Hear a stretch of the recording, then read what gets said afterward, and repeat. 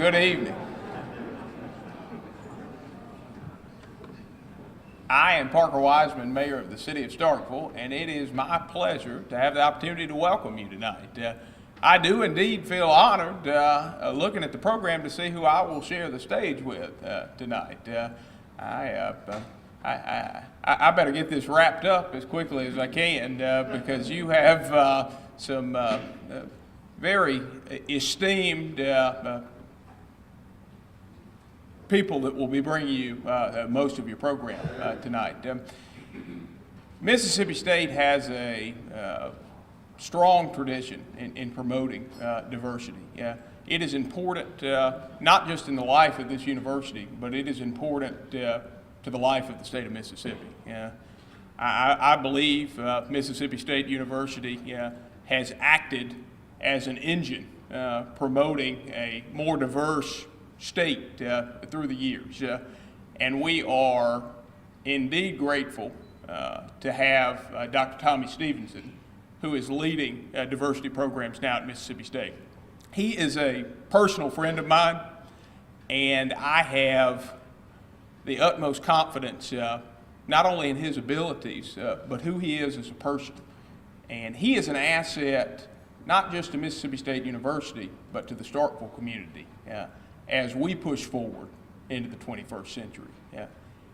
And any university that is worth its salt must seek to renew its ties with those that have come through its gates and gone on to be successful. That is important in so many ways. It is important because we hope that you will continue to support the university with the successes that you have known in your life. But you serve as a role model for the students that are here now. And you offer the opportunity to inspire.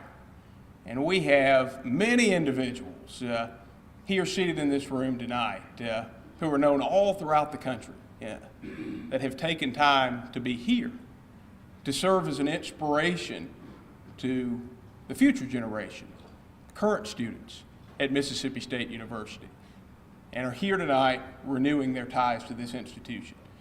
And as mayor of the city of Starkville, we are so happy to have you here. If there is anything I can do while you are here to make your stay better or more enjoyable, please don't hesitate to call on my office. Thank you.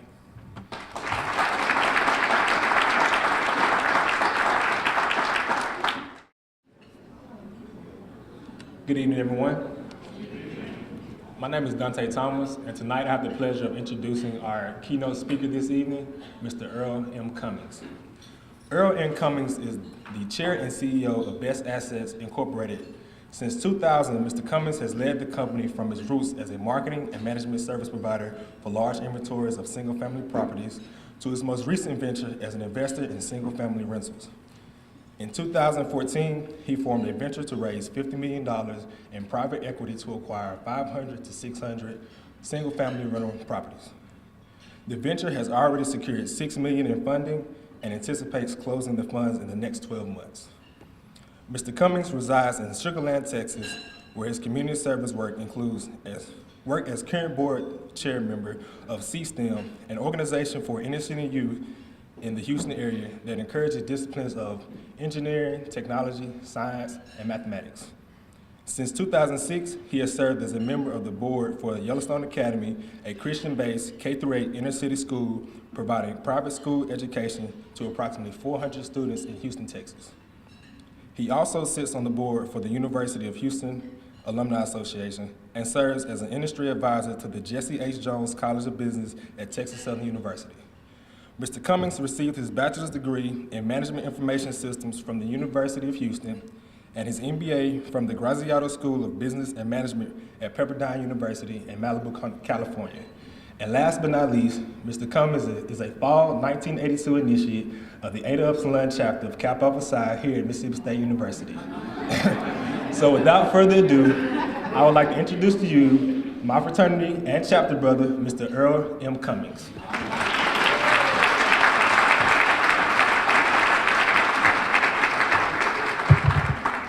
Thank you for that introduction, Dante. Is this the mic? Yeah, this is the mic. Good evening. Good evening. How's everyone doing this evening?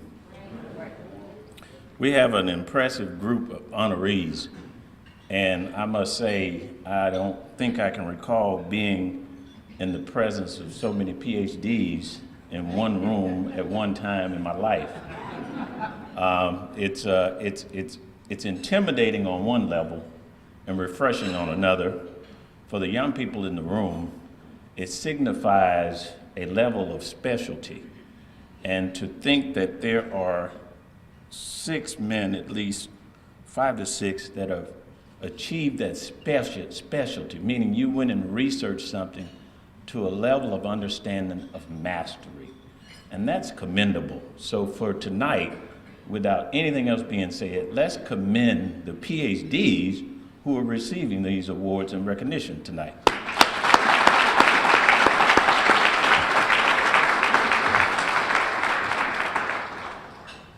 I myself, I'm just a country boy from Cleveland, Mississippi. You can read the bio and you can read all that stuff online that I probably paid somebody to put out there. But the reality, I grew up with cotton, catfish, and soybean. And because I'm in the Mississippi Delta, mosquitoes. But today, you know, my experiences, my travel, my exploits have taken me around the world, and commend Dr. Stevenson for the invitation to come out. And he asked would I come out and speak to the group, and I told him absolutely. Anywhere there are young people involved, I'm always willing to lend a hand. It's so vital to get a message out to young people that says there's more to the world than what you see, even what you see on TV, because TV is distorted. It gives you a very, very close view of the world. And I'll start off by saying I myself came out of Cleveland, Mississippi, entered the Mississippi State University in the fall of 1982. And I had taken classes at Delta State and had picked up 6 hours or maybe 12 hours. So by the time I get to Mississippi State that summer, I take 6 more hours. So I'm now a freshman with 20-something hours. So what do? I get online and pledge Kappa. Dumbest thing I've ever done in my life. Not pledging Kappa, doing so my first semester at the university. You know, and that learning curve on what to do when you're away from home kicks in immediately, and you make poor decisions, one after another. And you can find yourself outside of the university quick, thinking you don't fit, that you can't make it, that you weren't ready for that level of competition. But in reality, you just didn't prepare yourself to compete in the right way in that environment. And you need a little guidance. Sometimes you need a little support. And it comes over time, and I hope that this kind of organization is there for young people to give them that support and to catch them before they derail their opportunity to get a great education at a great institution like this.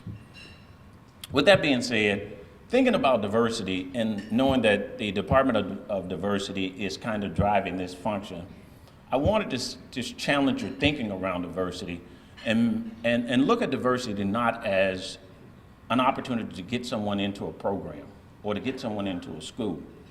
The goal of diversity should go far, far beyond that. It should be to get you relationships.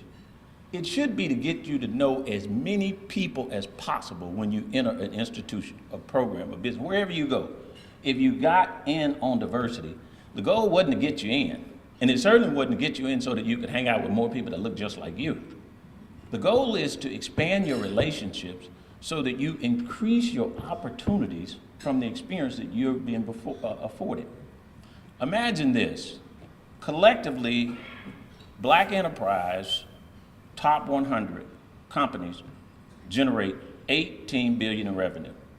If you focus your whole effort on being just African American, then that's really all you have to work with is $18 billion. If you realize that the rest of the companies in the world that make up the Fortune 500 do 12 trillion, then focusing on being Black really isn't going to profit you a whole lot. 18 billion compared to 12 trillion. 18 billion, 12 trillion. Which side do you want to be on? It's great to hold your relationships in place, and it is vitally important to teach our young people the history of our struggle to compete for places for opportunity. in the country. But that is over. That is done. And as much as you believe it's real, it is just a figment of your imagination. I just left South Africa 2 weeks ago.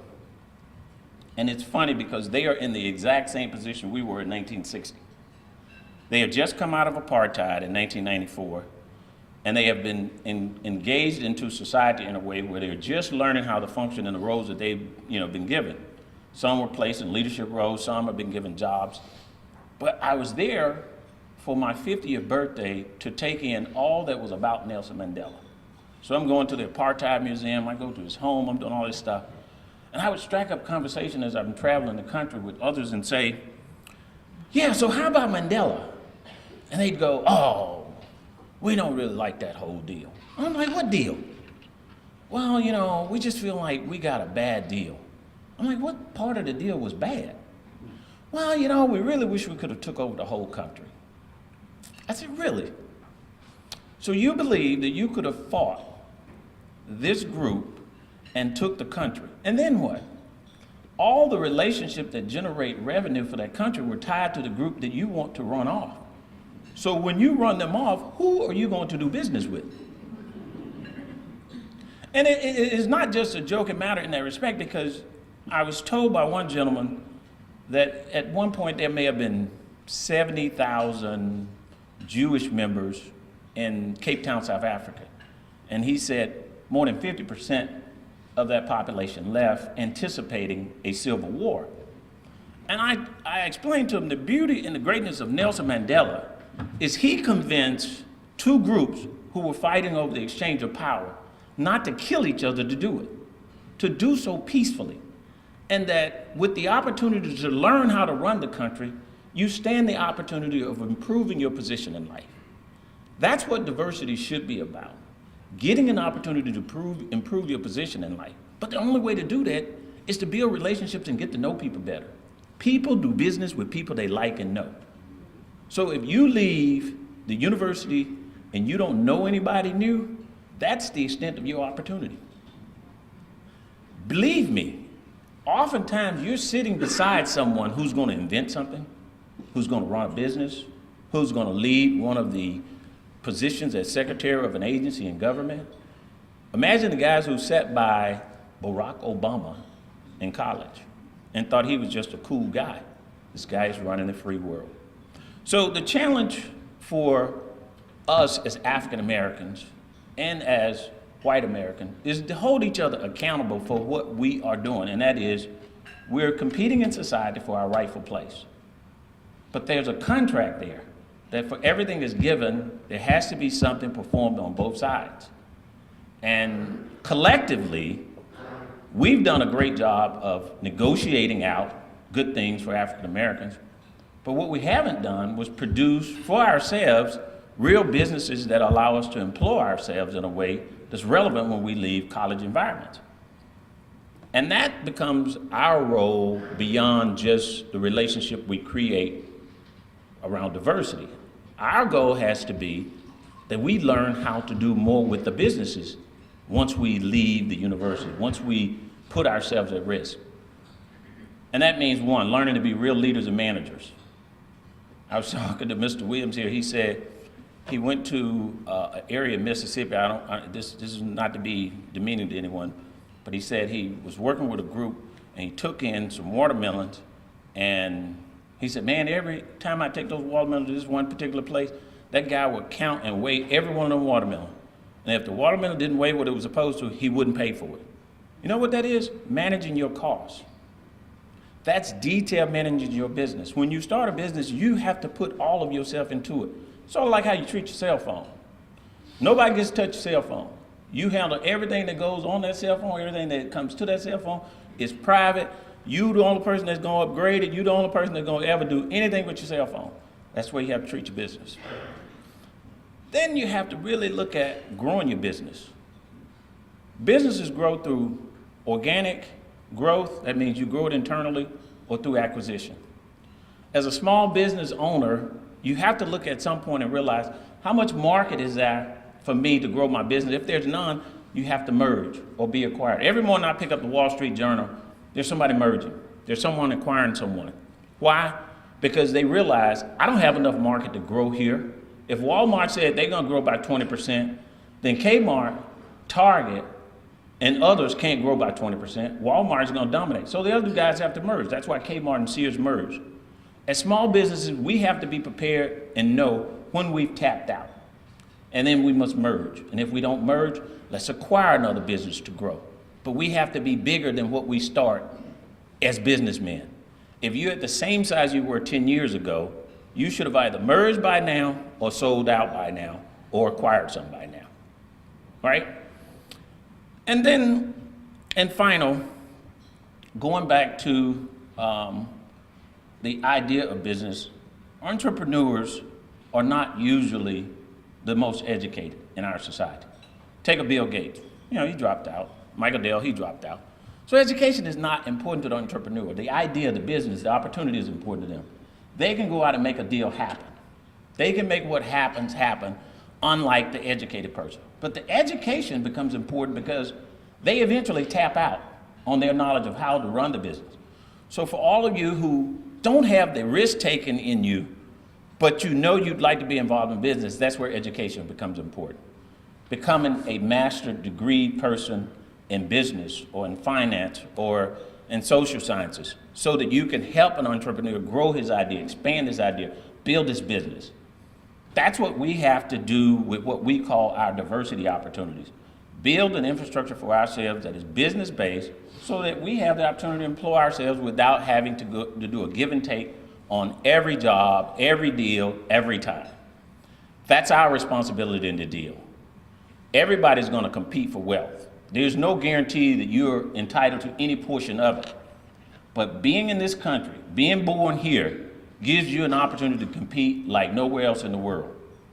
You get to compete, and if you disagree, guess what? You just go home, right? What if you were in the Middle East? You disagree, somebody might shoot a bomb. Imagine that you wake up and on any given day, a missile can be shot into your neighborhood. Imagine being in the Ukraine. They disagree. The Ukraine wants to do more business with the West. Russia wants Ukraine to do more business with it. You don't agree? We just invade your country. And we say we're not invading because we're paying people to invade you, saying that's not us. Those are some guys that look like us, they talk like us, but that's not us. We don't have that. We do our banner back and forth, and we say, oh, they got the best of us. But you really didn't. Because the United States of America is the only place you can be called poor and have a car, an apartment, a TV in every room in the apartment.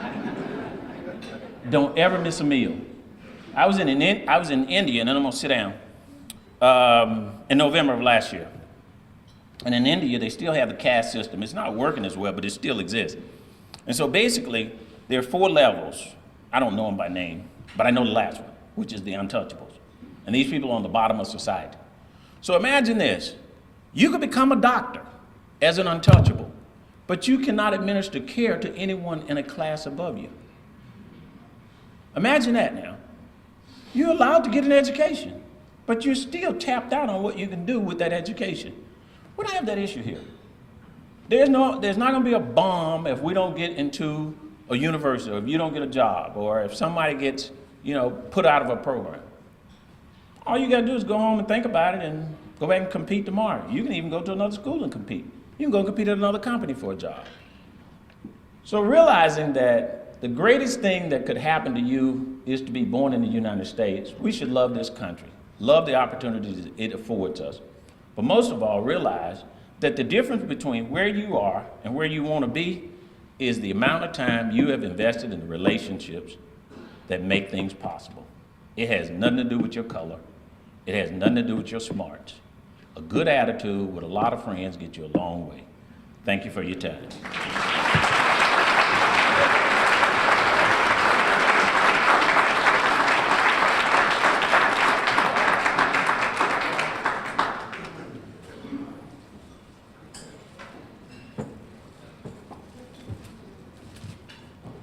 Let's give Mr. Cummings another round of applause, please.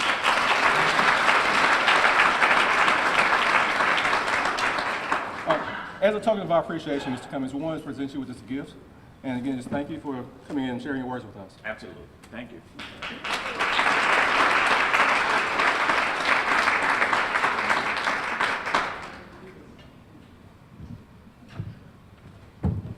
Good evening.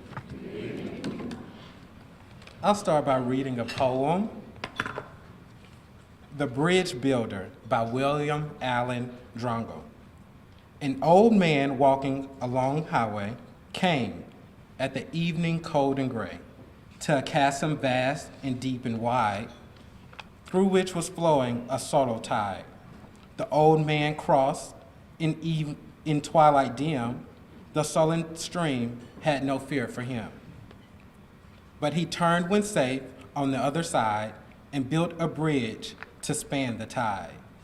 Old man, said a fellow pilgrim near, you're wasting your strength with building here. Your journey will end with ending day. You will never again pass this way. You've crossed the chasm deep and wide. Why build this bridge at evening tide? The builder lifted his old gray head. Good friend, in the path I have come, he said, there followed after me today a youth whose feet must pass this way. This chasm that has been as naught to me, to that fair-headed youth may a pitfall be. He too must cross in twilight dim. Good friend, I'm building this bridge for him. On behalf of Mississippi State University and the Office of Institutional Diversity and Inclusion, I'm here to honor our champions of diversity. These bridge builders have paved the way for myself and the majority of people here today. Not only have these 5 African-American males graduated from our great university, they are 5 males that have built bridges that have spanned the tide for several decades. I salute each of you for your passion to make a difference at our institution, state, and nation. Now as I read your bios, please come forward. First, we'll have bridge builder, Dr. Tyrone Bledsoe. Dr. Tyrone Bledsoe is the founder and CEO of the Student African American Brotherhood organization, a national organization with over 260 chapters in 40 states that endeavors to instill a spirit of care in and enhance the experiences of African American and Latino males in middle school, high school, and colleges and universities. Before transitioning to his position with Student African American Brotherhood, Dr. Bledsoe served as Vice President of Student Life and Special Assistant to the President at the University of Toledo. He received his Bachelor's of Arts in 1983 and his Master's of Education in 1986 from Mississippi State University, and went on to complete his PhD in Counseling and Student Affairs and Administration with an emphasis in counseling psychology at the University of Georgia. Recently, University of Georgia honored him as an outstanding doctoral alumni. Dr. Bledsoe is a contributing author to the book African American Men in College, and his scholarly publications and contributions were further solidified through his appearances on several talk shows where he discussed issues pertaining to African American and Latino males. Recently, he was invited by the White House to attend a national summit of success of Black males hosted by the Secretary of Education as a direct response to President Obama's executive order, an initiative to address success of African American students. Dr. Bledsoe was born and raised in Grenada, Mississippi. He currently resides in Toledo, Ohio. He is a distinguished member of Phi Beta Sigma Fraternity Incorporated. The thousands who have heard him speak have deemed him one of the most gifted and dynamic motivational speakers in the country. He is very spiritual and a thought-provoking, charismatic leader and lecturer. But most importantly, he is the father of 28-year-old Tyrone Jr.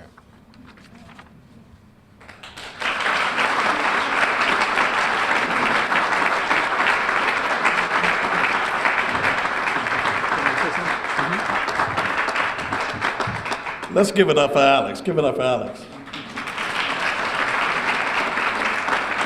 I want Alex to know that was the second best introduction of me. Alex, that was the second best introduction. The best introduction was when the person who was supposed to introduce me didn't show up. So I did it myself. You know that was good. At any rate, we are pleased. I'm going to give it up. Give it up for Dr. Stevenson. I told this man,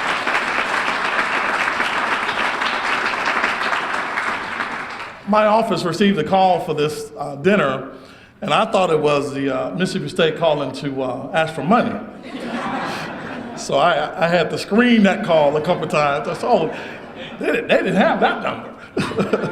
But at any rate, we are pleased to be here. I'm so grateful.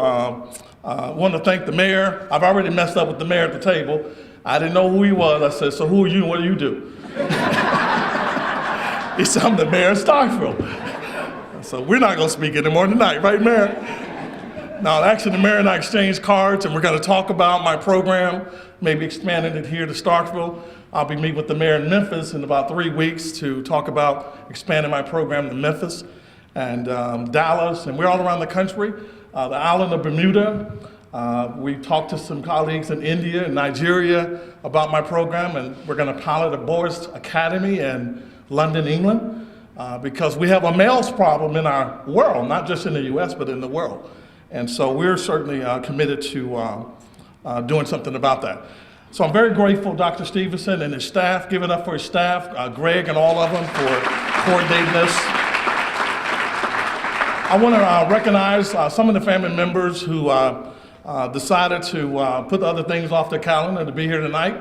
Some others who will remain nameless are at Ole Miss game right now, supporting one of my nephews, but we won't talk about that. One of my nephews, Tyrone Bledsoe, is a wide receiver for Ole Miss, so y'all pray for Trey, that he has a good game tonight. I want to recognize my dad. Dad, if you would stand. Give it up for Dad. I'm going to be quick. Dad, stay up because your wife's coming next. So my stepmother, beautiful Rosetta Bledsoe. Give it up for my stepmother. My beautiful niece, Latoya Bledsoe, she's one of the twins of my twin brother. Latoya has 3 degrees from Mississippi State, her bachelor's, master's, and specialist. We're trying to get that doctorate next. Her sister's working on her doctorate here already.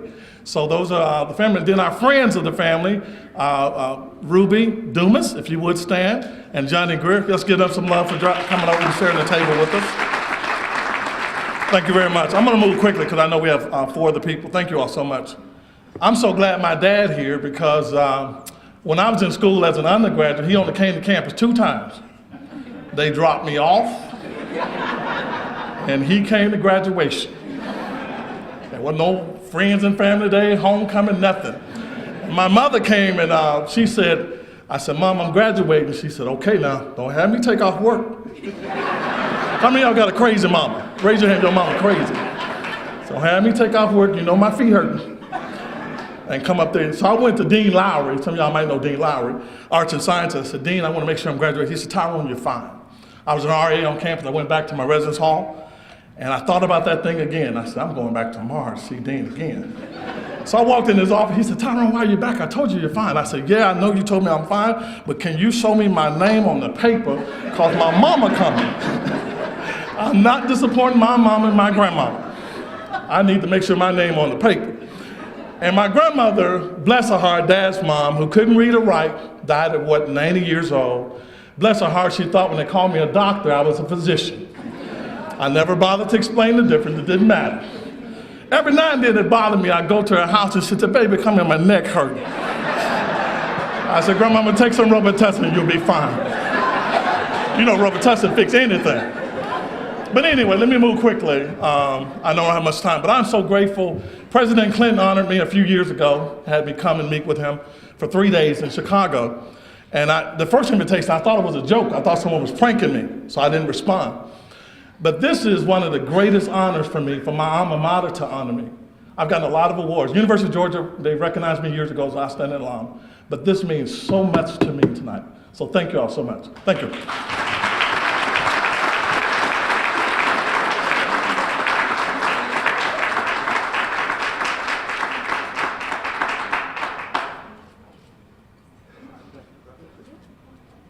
I'm gonna get this on the plane.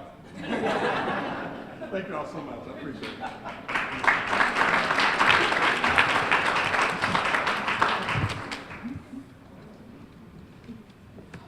Next, we'll be honoring bridge builder Dr. Richard Holmes. Dr. Holmes was born in Chicago, but at 18 months, he relocated to Starkville, Mississippi. Graduating from Henderson High School in 1963, he attended Wiley College in Marshall, Texas, where Dr. Holmes took pre-medicine courses during the 2 years he spent there. After leaving Wiley College, he then made history by becoming the first African American to enroll at Mississippi State University. Completing his bachelor's at MSU, he did a military tour of duty where he served in the U.S. Army. He then returned home after honorable discharge to complete his master's in microbiology in 1973. He was later accepted to Michigan State Medical School and received a doctorate in medicine in 1977. He practiced emergency and trauma medicine in Birmingham hospitals for 23 years.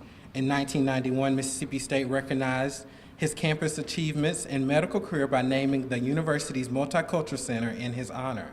He was recruited back to MSU in 2003 to serve as a staff physician at the John C. Longus Health Center.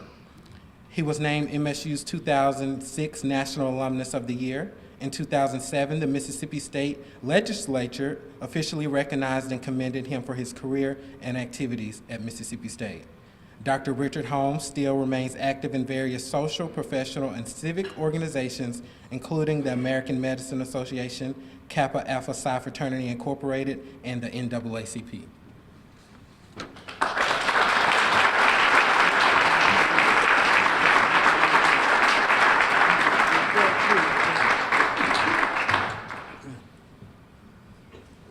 Thanks for your attendance tonight, and I've lived long enough to realize that sometimes you have to get up and say thank you and sit down.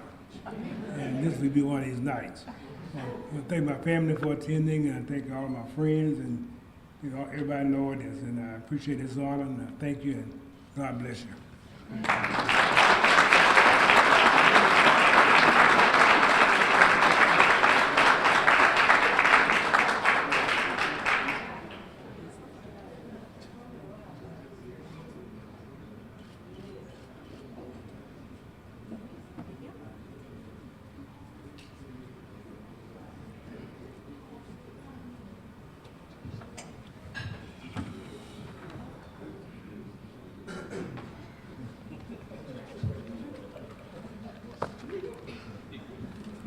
Next, we'll have bridge builder, Dr. Melvin Ray.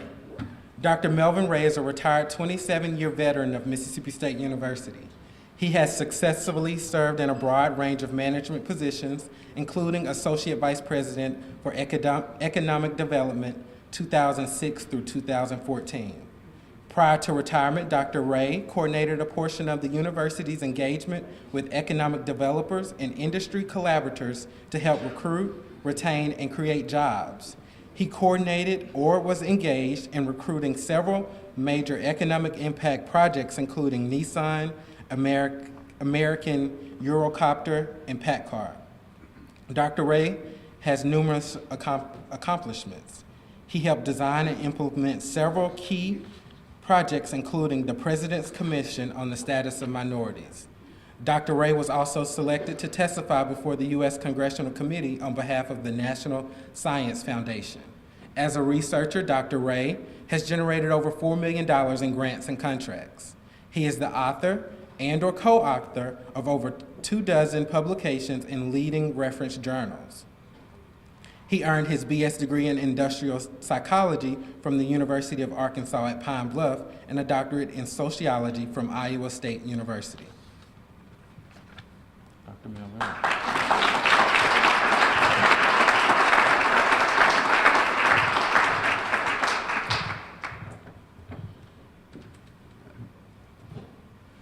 Good evening. I'm pleased and honored to be asked to be here tonight and receive this honor. As Mr. Cummings said, I do have some things in common with him, not the money, but some other things. I too am from the Arkansas Delta, and I know a lot about catfish, cotton, soybeans, and rice. As the son of a sharecropper, I did a lot of those things. That's why I'm truly amazed to be here tonight. When I think about my father, who's gone off in heaven, he's got to be smiling at me saying, "What happened?" my mother, who is in Arkansas, we were there and celebrated her 90th birthday on Saturday. She would have been here tonight, but if we would have asked her to come, she would have thought we were trying to relocate her from her house. So let me say, and Dr. Holmes told me I had his minutes, all right? So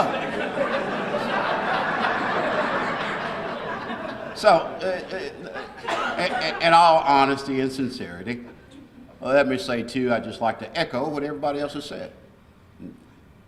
Dr. Stevenson and his office and his staff does a marvelous job. He's very serious about what they do. They're committed to what they do.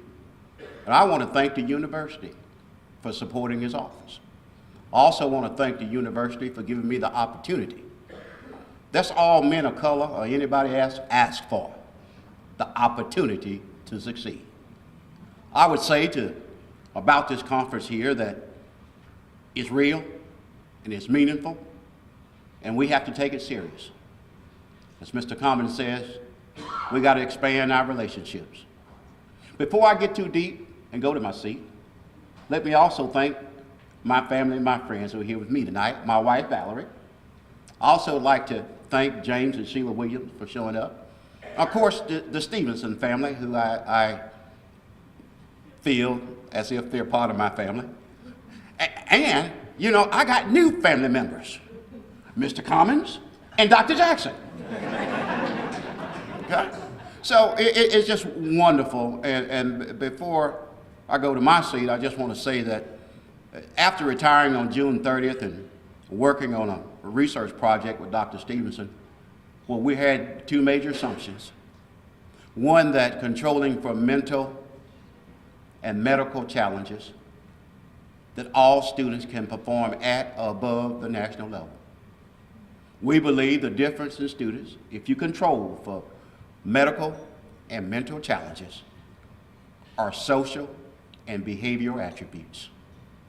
That you got to look at what happens in the home, you got to look at those relationships, you got to look at critical decisions, you got to look at positive and negative reinforcement, you got to look at labeling and self-concept.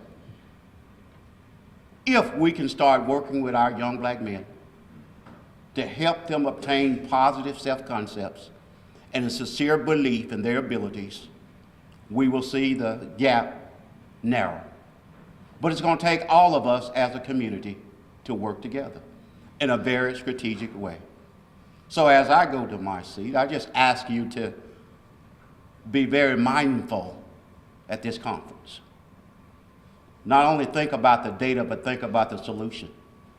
More importantly, think about what you're going to do to help our young black men. Thank you very much.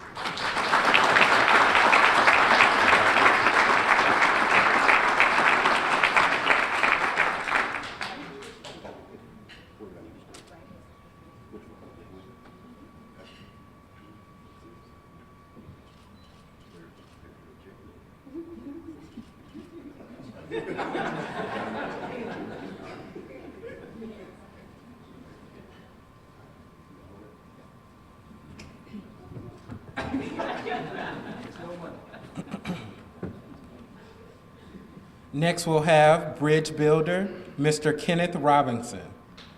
Mr. Robinson is a senior finance executive with over 30 years of broad business leadership and board relationship experience with Proctor and Gamble. His desire is to leverage skills and experience in broad service capacity to help organizations deliver strategic objectives and build stakeholder value. Mr. Robinson's experiences include financial P&L leadership, accounting, audit, governance, compliance, and risk management. Currently, he leads Proctor and Gamble's internal audit function, corporation compliance, and enterprise risk management programs. Robinson received his Bachelor's of Science in Banking and Finance from Mississippi State in 1977 and his MBA from the University of Memphis in 1981. Mr. Robinson.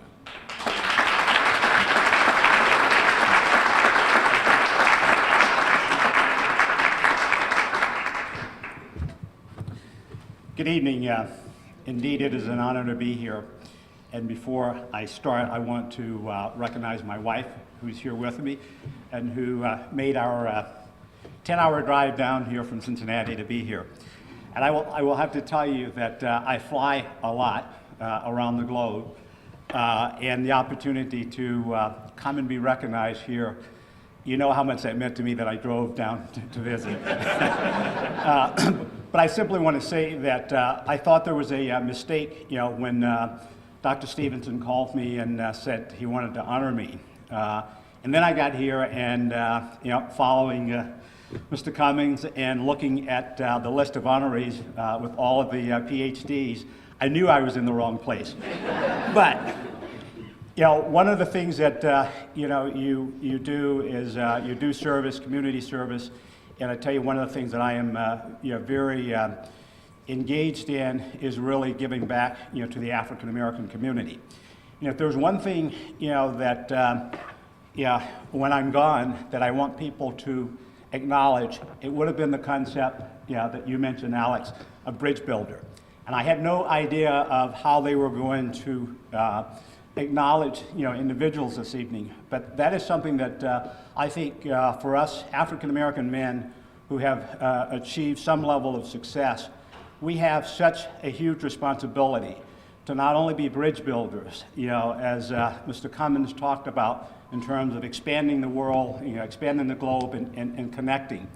And I think, events like this, the empowerment session, are just a critical part of that we can attend, participate in, and be a part of. But more importantly, though, bridge building, drawing those connections, and really giving back to the community, and particularly our young African American men. So I'm just really extremely honored that Dr. Stevens chose to recognize me. I'm glad to be back at the university that gave me my start many, many years ago. And thanks again.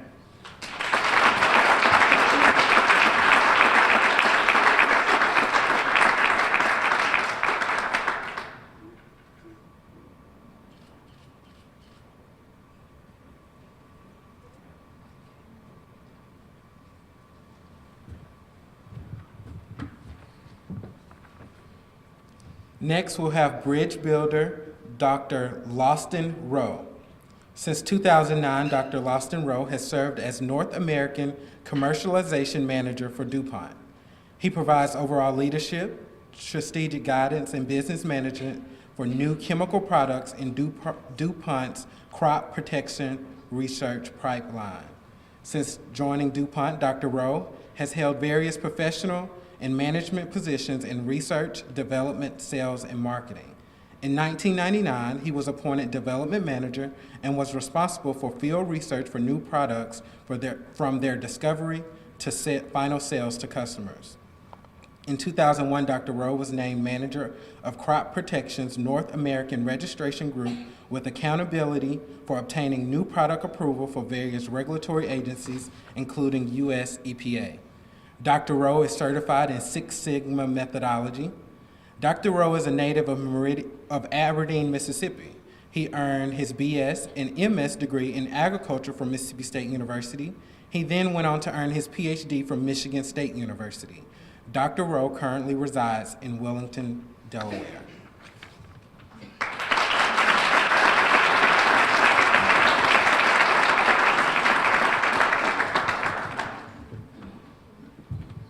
Good evening. Good evening. Is everybody hanging in there?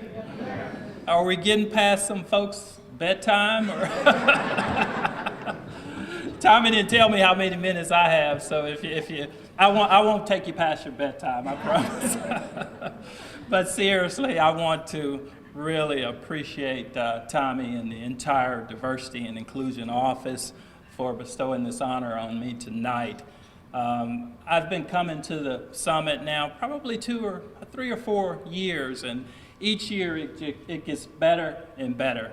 And I just applaud the office and the whole team, Greg Huntley. And Greg, he'll stay on you. He keeps every I dotted, every T crossed. He makes sure everything is right. So Greg, thanks for all your efforts here in putting these programs together. Also, you may not know that the group also puts together a Women of Color Summit. So that summit, I understand, is also doing very well. So we're looking forward to continue to work with Tommy and the team to continue to make this an excellent effort as we go forward here. The other things I want to acknowledge I want to acknowledge my own company, the DuPont company. You know, it's not easy for me to go to a big company like DuPont and say, hey, we have these activities going on. Can I participate? Can we participate? Can we support? But I'm fortunate enough, I'm blessed to really work for a company that has a high value for diversity. And the folks in industry know, especially corporate folks, that in industry, the bottom line is the bottom line. And we had the finance speaker just a minute ago. He knows that when a company invests in something, the expectation is that it will contribute to the bottom line. And that's where DuPont is with diversity. And I'm so excited to be a part of that organization. We believe that bringing diverse opinions, different opinions, leads to better creativity, better problem solving, better team relations. That's the business value of diversity. It's always been the right thing to do. But the business aspect of diversity is really coming into fruition, and we're seeing that today. I also want to acknowledge my parents, James and Betty Rowe. Did you all stand? You can stand.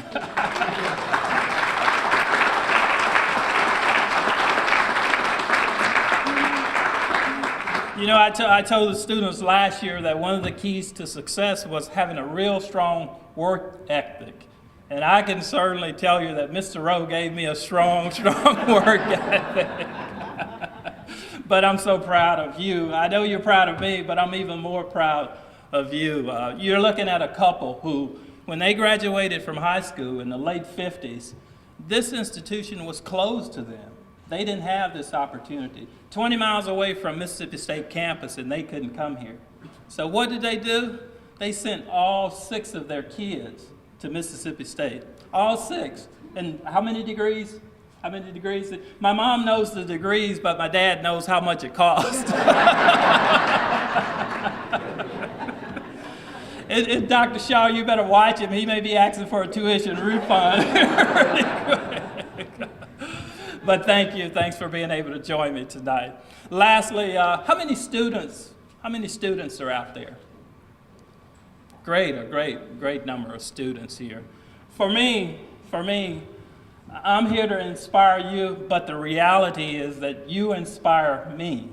You guys are so creative. You're so innovative. I look at you doing all the multitasking, the cell phones, the iPods, I mean, the Facebook, the Instagram. You know, how do you do it all? Well, in the corporate world, multitasking is truly an asset. So we talk about it in a very positive vein. What I want to challenge you to do is keep your multitasking skills. Keep them in place. They're great skills to have, but stay focused on what you're trying to accomplish here at this university, because it's very easy to get distracted.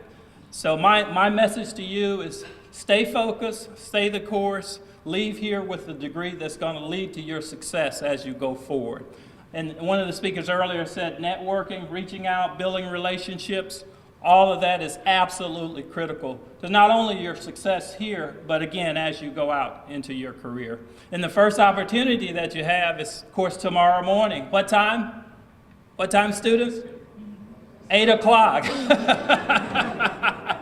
8 o'clock. I want to see all you guys at the summit, bright and early, ready to go. I think we've got a great program tomorrow, and we're looking forward to interacting with you again tomorrow. Come up to me, introduce yourself, let me know how personally I can help you be a success. So thanks again for the award. We look forward to continuing to work with Tommy and the team as we go forward. Thank you.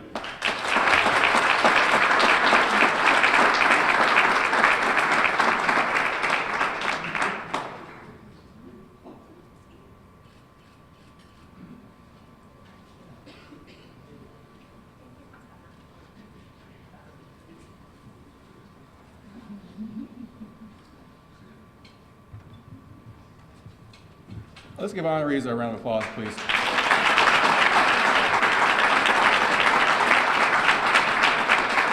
Let's also give Mr. Washington a round of applause for his efforts in hosting our award ceremony.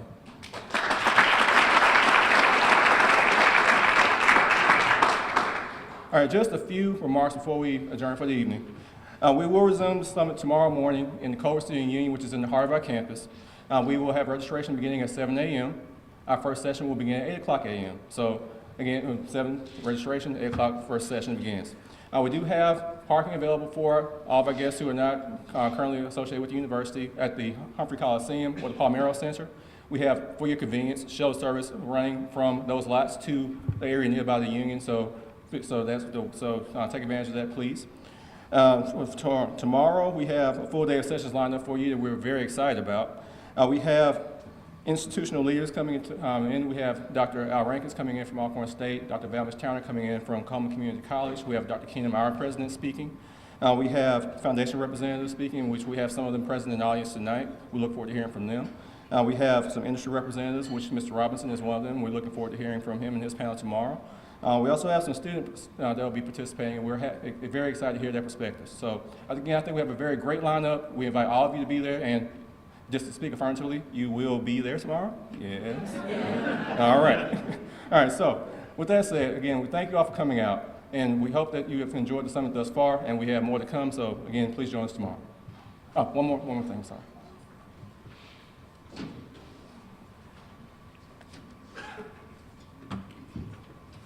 Good afternoon. Well, good evening. Well, I just wanted, my name is Tommy Stevenson, and I am so excited about this event. And I want to thank personally the university, the provost and his office, Dr. Shaw, and the president.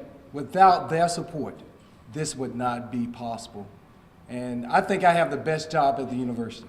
I have an opportunity to work with students, to engage with faculty and staff. What else can you ask for? So with that said, we have a recognition that will be permanently placed in MacArthur Hall with the names of all our honorees today or tonight.